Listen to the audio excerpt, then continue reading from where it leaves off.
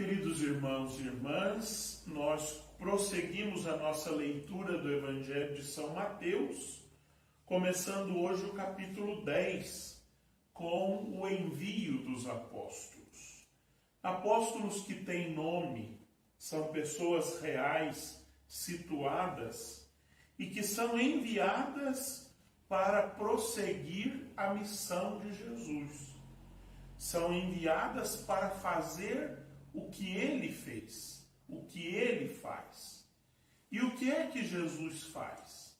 Jesus semeia o bem e substitui com a sua semeadura do bem os campos onde o mal havia sido semeado. A obra de Jesus é essa: trazer a vida para todos, extirpar da face da terra tudo aquilo que limita a vida do ser humano, para que o ser humano tenha vida e vida plena, como ele mesmo diz no Evangelho de São João. Por isso a enfermidade, os espíritos maus, tudo aquilo que limita a vida do ser humano deve ser combatido pelo apóstolo, porque é combatido pelo Senhor. E ao contrário, o apóstolo deve ser um sinal da presença do reino. Anunciai que o reino de Deus está próximo. Esse próximo aqui do Evangelho não é sinônimo de perto. Esse próximo do Evangelho é sinônimo de entre vós. O reino de Deus já está entre vós. Se Cristo está entre nós, o reino está. Se o apóstolo é representante de Cristo e ele está entre nós, o reino já está entre nós. Ou seja, já existe entre nós uma dinâmica de promoção da vida. Ainda que haja espíritos maus e enfermidades que tentem nos tirar a vida, nós não podemos nos esquecer que Deus está, que o reino de Deus já está no meio de nós. Na primeira leitura, nós continuamos a leitura do profeta Oséias. E já sabemos que o profeta Oséias sentiu o seu chamado profético quando foi traído pela sua esposa. Por isso, a sua profecia é uma profecia sobre a fidelidade de Israel. Quando o profeta experimentou na sua própria carne a infidelidade da sua esposa, ele entendeu, ele sentiu o que Deus devia sentir pela infidelidade do povo de Israel. E então, ele assume a missão de chamar o povo de Israel à fidelidade. Hoje, de novo, ele diz isso. Os vossos altares eram muito bem enfeitados. Por quê? Porque as vossas vinhas eram lucrativas. As vossas vinhas davam muito fruto. E conforme o fruto das vossas vinhas, os vossos altares se multiplicavam. Mas os vossos altares serão todos derrubados, porque vos deixaste seduzir pela idolatria. Nós já dissemos ao longo desta semana que o povo de Israel deixou-se seduzir pelo culto a Baal, o deus cananeu, o deus daquela terra antes da chegada do povo de Israel. E por que é que o povo se deixou seduzir pelo culto a Baal? Porque o culto a Baal não tinha exigências éticas. Era o culto pelo culto.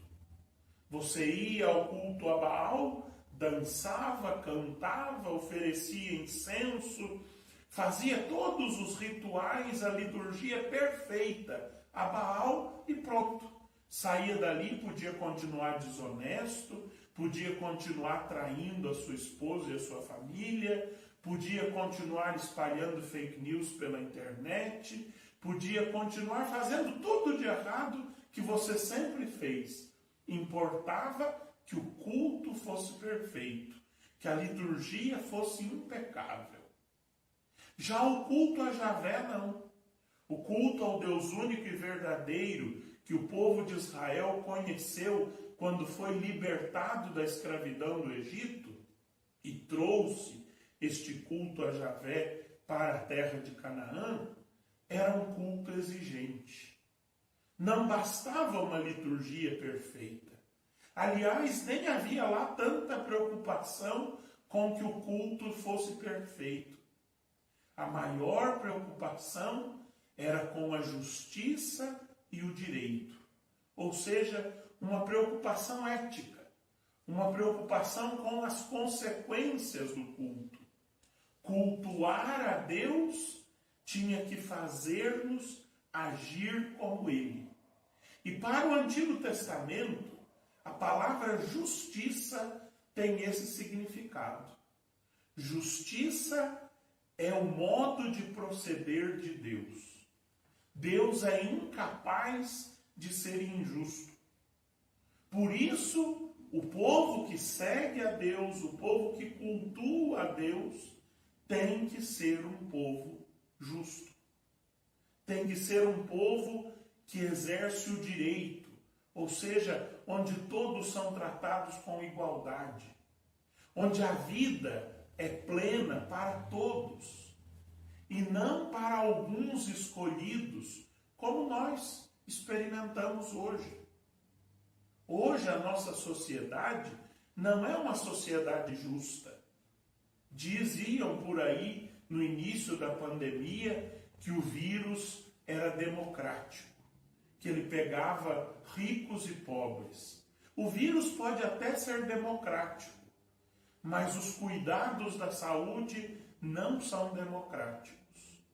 Hoje nós já sabemos que o vírus, o novo coronavírus, mata muito mais onde as desigualdades sociais são mais gritantes. Se o vírus é democrático, a nossa sociedade não é justa. Por isso o nosso culto não é plenamente agradável a Deus. Para que o nosso culto agrade a Deus, nós temos que pautar a nossa vida. E não a vida individual apenas, mas sobretudo a vida comunitária, a vida social tem que ser pautada pelo direito e pela justiça. É isso que o profeta Oséias vem nos chamar a atenção na sua profecia, no seu livro, que nós estamos lendo na primeira leitura. E ele diz, olha, se vocês se deixarem de novo seduzir pelo Deus único e verdadeiro, os vossos altares voltarão a florir, as vossas vinhas voltarão à abundância. Mas para isso é preciso endireitar os vossos caminhos, é preciso agir com justiça e direito, é preciso que a vossa organização social promova a vida para todos e não para alguns apenas. É isso que Jesus chama de reino. Jesus não está inventando o reino. Não. Jesus é muito afinado com a escola profética do Antigo Testamento. E aquilo que ele manda os apóstolos sinalizarem para o povo, o reino de Deus está no meio de vós, é justamente isto. Esta sociedade organizada a partir da vontade de Deus. E qual é a vontade de Deus? Que todos tenham vida. Todos. Todos. Desde o maior ao menor. Desde o presidente da República até o habitante da mais pobre favela do nosso país. A vida tem que ser para todos. O cuidado da saúde tem que ser para todos.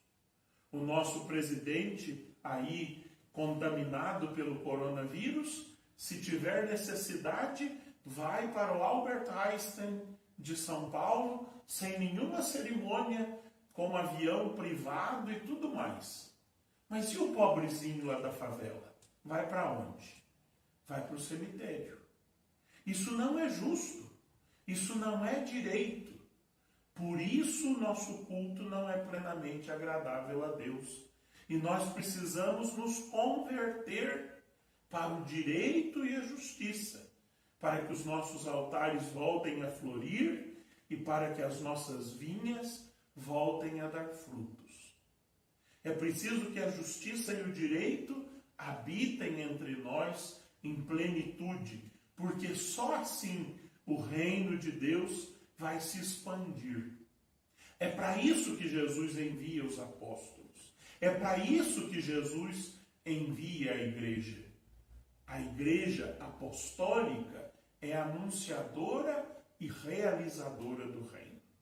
Sejamos nós também convertidos pela profecia de Oséias e retornemos ao direito e à justiça, para que todos tenham vida e vida plena, e assim o reino de Deus cresça no meio de nós. Amém.